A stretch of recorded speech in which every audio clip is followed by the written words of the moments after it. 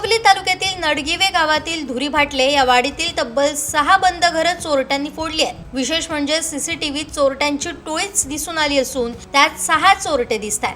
दरम्यान घरफोडीतील घरांचे मालक बाहेर गावी असल्यानं चोरीस केलेला मुद्देमाल अद्याप समजू शकलेला नाहीये। घटनेची माहिती गावचे पोलीस पाटील जितेंद्र मण्यार यांनी कणकवली पोलिसांना दिली।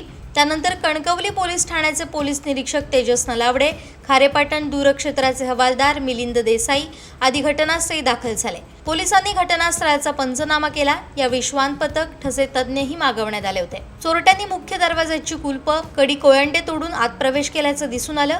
अनेक घरांमध्ये कपाटं फोडण्यात आली होती। परिणामी घरातील कपडे आणि इतर साहित्य इतरत्र पसरलं होतं। धुरी भाटले परिसरात अनेक बंद घरं असल्यानं अनेकांनी सीसीटीव्ही बसवून घेतल्यात। याच सीसीटीव्हीमध्ये चोरटे कैद झाले।